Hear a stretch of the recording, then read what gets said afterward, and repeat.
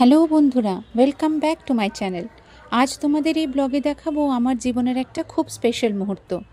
আজ আমি আমার ইচ্ছা পূরণের ডায়েরির লিস্ট থেকে একটা বড় ইচ্ছা টিক মেরে দিলাম, কারণ জীবনের এই প্রথমবার আমি একা বাড়ি থেকে বেরোচ্ছি একটা সোলো ট্রিপে। আর বলো তো আমি যাচ্ছি কোথায়? আন্দামান। এই আন্দামান ট্রিপটা শুরু হওয়ার প্রায় 10 দিন আগে দর্শন ট্রাভেলসের অফিসে হয়েছিল একটা ছোট্ট গেট টুগেদার। সেই দিনটাই ছিল একটু আলাদা, কারণ সেই দিনই প্রথমবার মোটামুটি পরিচয় হয়েছিল সব সাথে যারা এই ট্রিপে যাচ্ছে। গেট টুগেদার খুব ভালো হলো।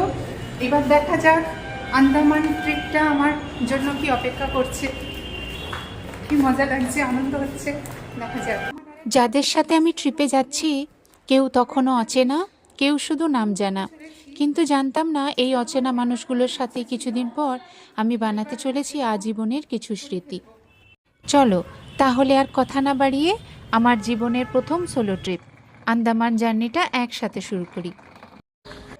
আজকের সকালটা একটু আলাদা।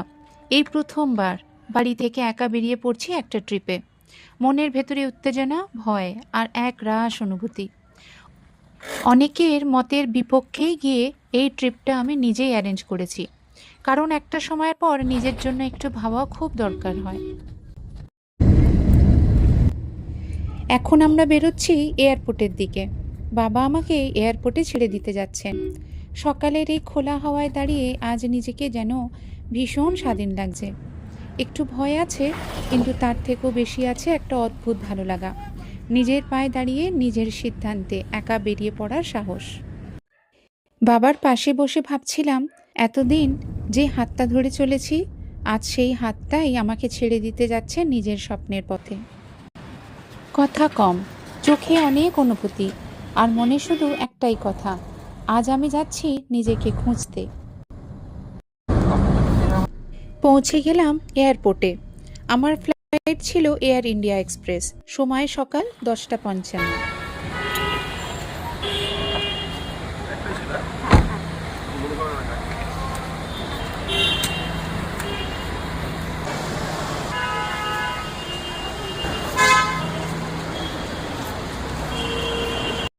চলে এসেছি এখন আমরা এয়ারপোর্টে। মজার ব্যাপার, একই ফ্লাইটে যাচ্ছিলেন দর্শন ট্রাভেলসের ট্রিপ ম্যানেজার। এয়ারপোর্টেই আমাদের মিট হলো।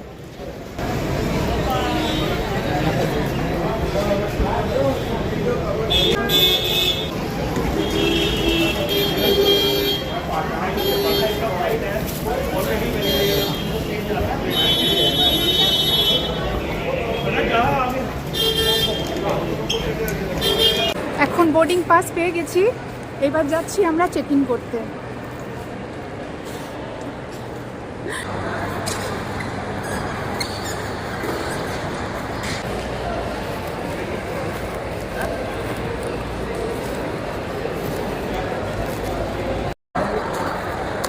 অদ্ভুত এক ফিলিং হচ্ছে, কারণ এই প্রথমবার আমি নিজের জন্য একটা সোলো ট্রিপ করতে চলেছি।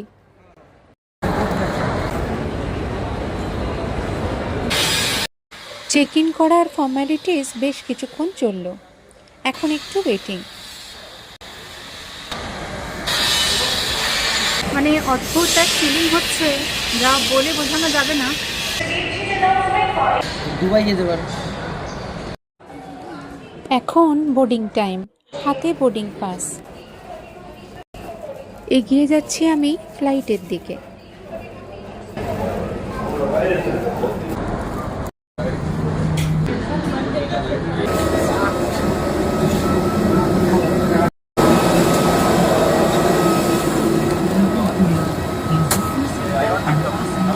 নমস্তে নমস্তে।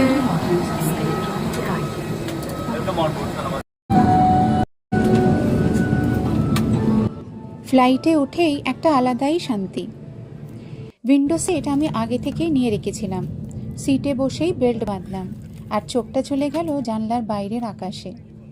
কলকাতা থেকে পোর্ট ব্লেয়ার পৌঁছাতে লাগবে প্রায় 2 ঘন্টা, কিন্তু আজ সময়টা মনে হচ্ছে না কোনো অপেক্ষা, বরং একটা উপহার।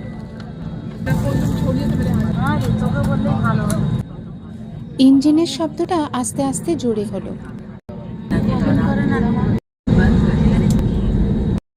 জানলার বাইরের দিকটা তাকিয়ে দেখলাম রানওয়েটা দৌড়াতে শুরু করলো।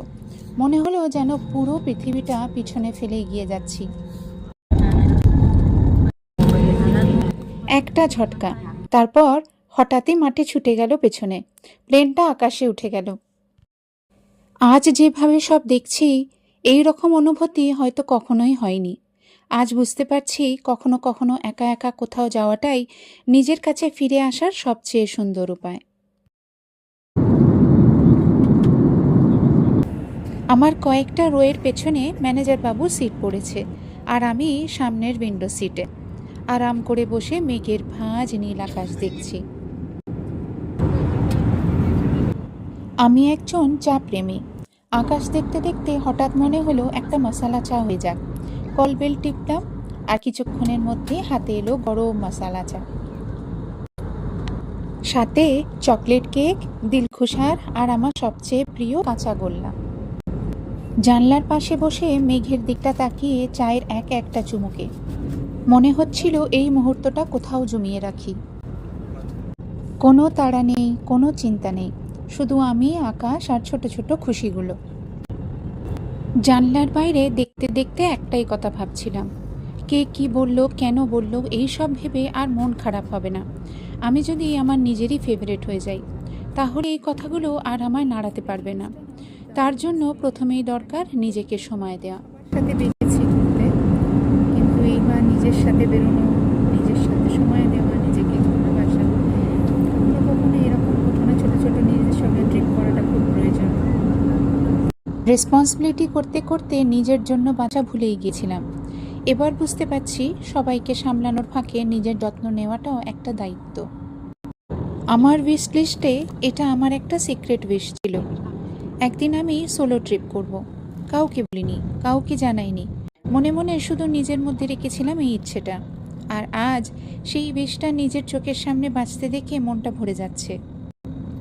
ফ্লাইট এখন নামছে, ওই দেখা যাচ্ছে পোর্ট ব্লেয়ার শহর, নীল সমুদ্র, ছোট ছোট বাড়ি, সবুজের ছোঁয়া। আকাশ থেকে আস্তে আস্তে কাছে আসছে পোর্ট ব্লেয়ার।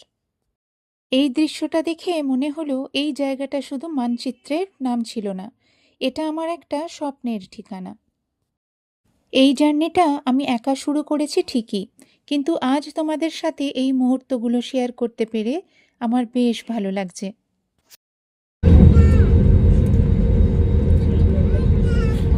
श्री विजयपुरम के वीर सावरकर अंतर्राष्ट्रीय हवाई अड्डे पर आपका स्वागत है। हमें ये सूचित करते खुशी हो रही है कि हम अपने निर्धारित समय से 8 मिनट पहले उतरे हैं। एक सैनिक हवाई अड्डा है और थैंक यू, थैंक यू।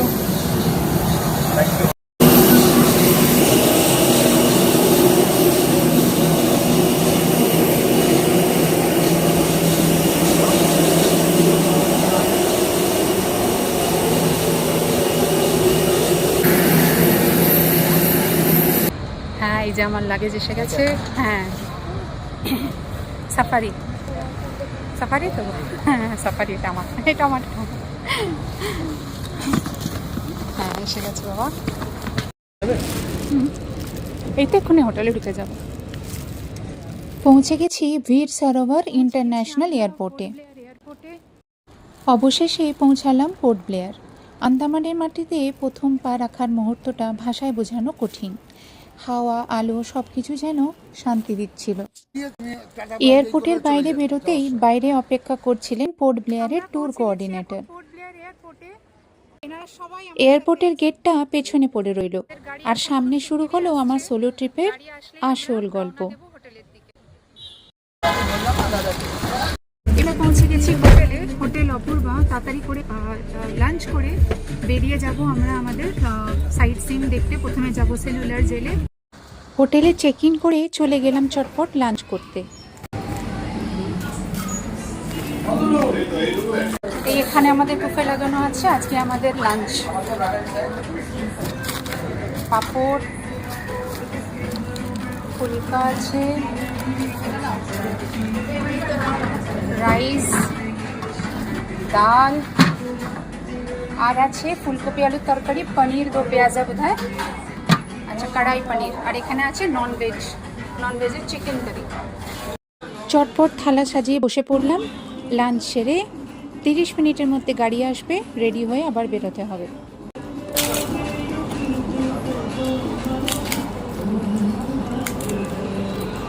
বাঙালি ভাত পেলাম, শান্তি ভাত। এই আমার রুম নাম্বার 102।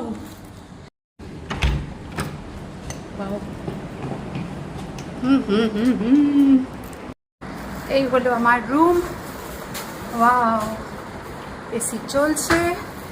চটপট রেডি হতে হবে,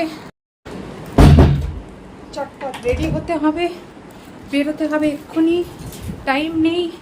এখান থেকে যাব আমরা সাইট সিনে, চলে যাব আমরা এখন সেলুলার জেল থেকে তারপরে একটা বিচে যাব, নামটা মনে নেই, সেখানে যাব। চটপট ফ্রেশ হয়ে নিলাম, ঠিক তখনই খবর এলো গাড়ি এসে গেছে। আমাদের গাড়ি চলে এসেছে, এবার আমরা বেরোবো। এখানের টেম্পারেচার বেশ গরম। কলকাতায় যখন এত ঠান্ডা, কলকাতা থেকে যখন এখানে এসেছি এখন তো গরমটা নিতে পারছি না। আজকে প্রথমে যাব করবেনস্কপ বিচে, তারপরে যাব সেলুলার জেলে। এখানে ওয়েদার বেশ গরম, সারা বছরই এখানে প্রচুর গরম থাকে, কিন্তু এখনই যদি পোর্ট ব্লেয়ারে মানে আন্দামানে ঘুরতে হয় তাহলে এইটা হচ্ছে বেস্ট সময়, মানে এটা হচ্ছে বেস্ট সময় ঘোরার জন্য।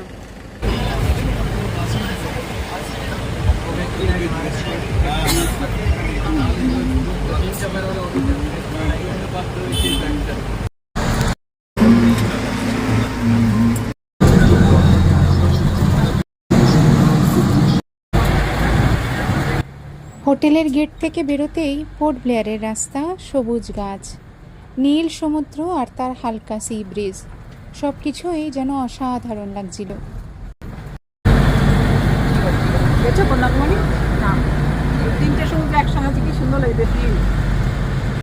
এখন চলে এসেছি করবেনস্কপ বিচে। ভিড় তো আছেই এখানে, ভেবেছিলাম ফাঁকা ফাঁকা পাবো, কিন্তু এখানে বেশ ভালোই লোকজন। করবেনস্কপ বিচে পৌঁছাতেই মনে হলো যেন রঙের মধ্যে ঢুকে গেছি। চারিদিকে নীল আকাশ, নীলের সাথে মিশে থাকা নীল জল, আকাশ আর সমুদ্রের মধ্যে কোথাও যেন কোনো শেষ নেই।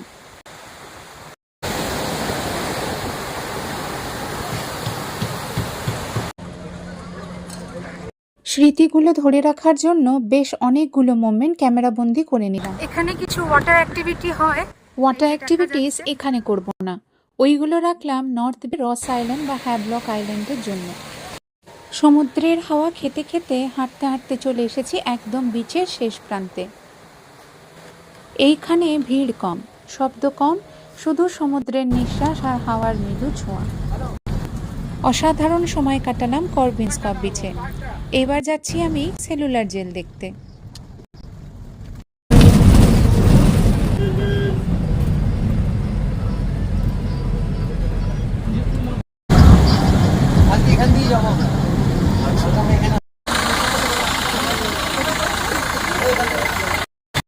আমরা কোথায় যাচ্ছি? এখন আমরা সেলুলার জেলে যাচ্ছি। সেলুলার জেল, এটা আমরা অপোজিটে দাঁড়িয়ে আছি তো, অন্ধকার লাগছে। সেলুলার জেলে, তাই তো? হ্যাঁ হ্যাঁ। আচ্ছা, ওখানে কতক্ষণ আমরা মোটামুটি থাকবো? ওখানে এখন থাকবো মোটামুটি ধরে নাও তাও ঘন্টাখানেক তো থাকবো, 1 ঘন্টার উপর। ঘন্টাখানেক। আচ্ছা ঠিক আছে। ওখানে কি আছে মানে সেলুলার জেলের একটু যদি ইতিহাসটা বলো। এই এখানের আমাদের যারা মানে ব্রিটিশের আমলে যারা ছিল, হ্যাঁ। তারা আমাদের যারা স্বাধীন আমরা ভারত যে পেয়েছি, হ্যাঁ, এই যে তাদের যে মানে বিপ্লবীদের এখানে কিভাবে তাদের যে কষ্ট কিভাবে অত্যাচার করা হয়েছে, এটা আমরা লাইট অ্যান্ড সাউন্ড শোয়ে আমরা দেখতে পাবো সেই ব্যাপারটা। লাইট অ্যান্ড সাউন্ড এই শোটা স্টার্ট হয় কখন? এটা আমাদের টাইমিং আছে 6:30টা শো। সন্ধ্যে হলে হ্যাঁ, কি মানে আমাদের দেখা যায়? 3টে টাইমিং আছে, তো আচ্ছা। আমাদেরটা 6:30টায় আছে। আচ্ছা। 6:30তে আমরা দেখবো। আচ্ছা, আমরা 6:30-তে আমরা দেখবো। কতক্ষণের শোটা হবে? এটা হবে মোটামুটি ওই 50 মিনিট। 50 মিনিটের শো। চলুন দেখে নেওয়া যাক এখন হ্যাঁ, কেমন লাগবে আমাদের এই শোটা। একদম। আচ্ছা, ওই যে খাওয়াটা এই সেই সেলুলার জেল, যার নাম শুনলেই হালকা করে মনটা ভারী হয়ে আসে। কত না বিপ্লবী নিঃশব্দে প্রাণ হারিয়েছে দেশকে স্বাধীন করানোর জন্য। এই দেয়ালগুলো শুধু ইট পাথর নয়, এগুলো সাক্ষী নাম না জানা কত আত্মত্যাগের। কোনো চিৎকার নেই, কোনো অভিযোগ নেই, শুধু নিঃশব্দ সাহস।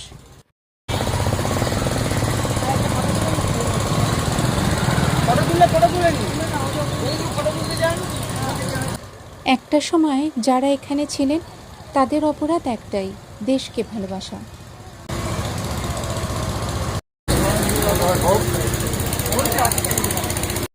এই হলো সেলুলার জেলের মিউজিয়াম, যেখানে ছবি, ডকুমেন্ট আর পুরনো জিনিসপত্র নিঃশব্দে গল্প বলে। প্রত্যেকটা ডিসপ্লেতে বিপ্লবীদের জীবন, সংগ্রামের ত্যাগের চাপ।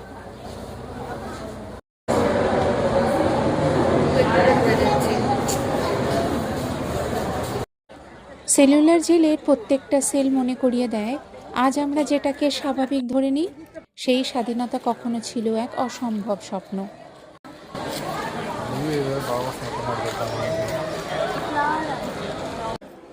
চুপচাপ হেঁটে হেঁটে সেলগুলো দেখছিলাম আর ভাবছিলাম, এই যে লম্বা করিডোর, লোহার দরজা, ছোট ছোট সেল, প্রত্যেকটা দেয়াল কিছু না বলা কষ্ট বই নিয়ে দাঁড়িয়ে আছে।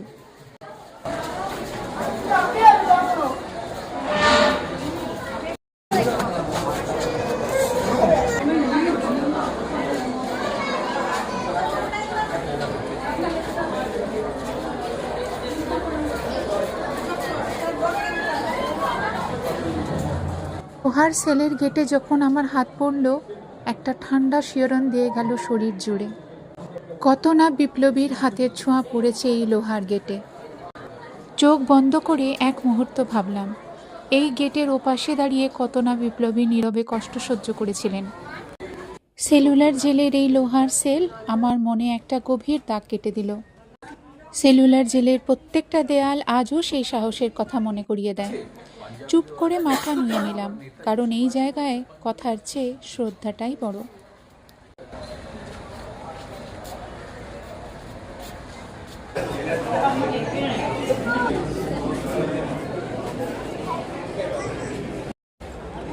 এখানে এসে মনটা একটু ভারাক্রান্ত হয়ে গেল। আমি পার্সোনালি ফিল করি, আমি যেহেতু এখানে আমি নিজেই খুব ফটো তুলতে ভালোবাসি, ফটো ভিডিও তুলতে ভালোবাসি, কিন্তু আমি পার্সোনালি এখানে এসে জেলের মধ্যে ঢুকে দেখি অনেকে ফটো তুলছে, ভিডিও তুলছে, আমার একদম ভালো লাগছে না। কত লোকের কষ্ট, কত লোকের দুঃখ, কত কিছু, কত কান্না, কত আর্তনাদ। এই জেল, এক একটা জেলে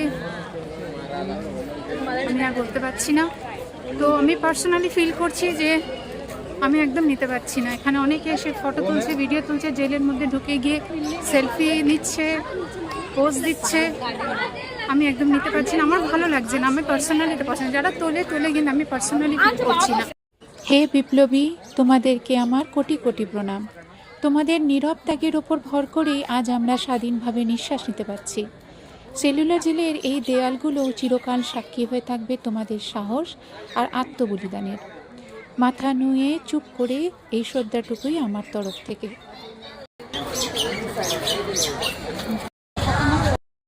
সেলুলার জেলের লাইট অ্যান্ড সাউন্ড প্রোগ্রামটা দেখলাম, অসাধারণ এক এক্সপিরিয়েন্স। সত্যি গায়ে কাঁটা দেওয়ার মতন এমন একটা এক্সপিরিয়েন্স ভাবতে পারিনি যে হবে, কিন্তু খুব ভালো লাগলো। তার সাথে মনে একটা ব্যথা নিয়েও যাচ্ছি। চলছে এখন, ওখানে তো নিয়ে নিই, এতক্ষণ ধরে ভাবছিলাম চার্জিং থাকবে, ওখানে নিয়ে নিই না ওই জন্য। এবার ফিরছি হোটেলে। পিছনে ছেড়ে এলাম সেলুলার জেলের light and sound show. 50 minute ধরে চলবে এই শোটা। ওখানে ভিডিওগ্রাফি অ্যালাউড নয়, কিন্তু মনের ভেতরে চিরদিনের মতো থেকে যাবে। চলে এলাম এখন হোটেলে। আমি এখন আছি আমার রুমে। এই হচ্ছে আমার রুম।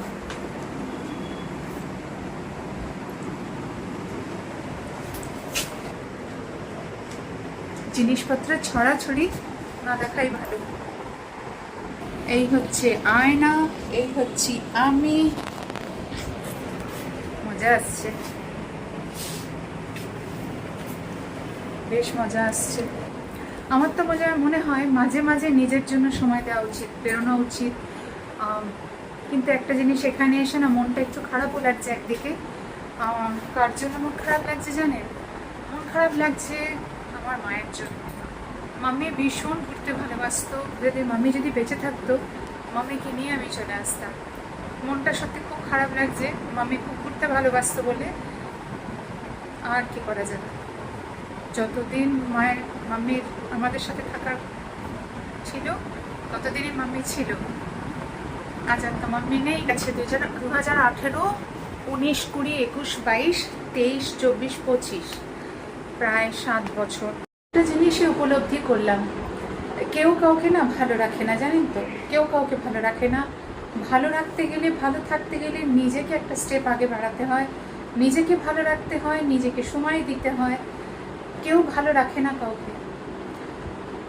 এই জন্য আমার আশা, নিজেকে ভালো রাখা, নিজেকে সময় দেওয়া, নিজেকে এই যে ঘুরতে এসেছি না, অত লোকের সাথে মিট হয়েছে, দেখা হয়েছে, তাদের সাথে কথা বলছি, জীবনটাকে মানে মনে হচ্ছে না কি সত্যি অনেক কিছু দেখার আছে জীবনে। তাই জানি না আপনাদেরও একমত কিনা, যদি আপনাদেরও ওই মনে হয়। আর অনেক আমাদের লাইফটা জানেন তো খুব বিজি, খুব মেকানিক্যাল হয়ে গেছে, আর সবাই খুব ব্যস্ত। আর সবাইকে নিয়ে যদি মনে করি কোথাও বেরোবো, সবার তার টাইম, তাদের সময়, আমার কোনোদিনই বেরোনো হবে না। তো ভাবলাম যে না, এবার নিজের সবগুলো পূরণ করে নিতে হবে। তো সময় তো একদম জলের মতো পেরিয়ে যাচ্ছে, আর কেউ কাউকে ভালো রাখে না। এটা বাজে কথা যে ভালো সবাই রাখে, কেউ ভালো কাউকে ভালো রাখে না।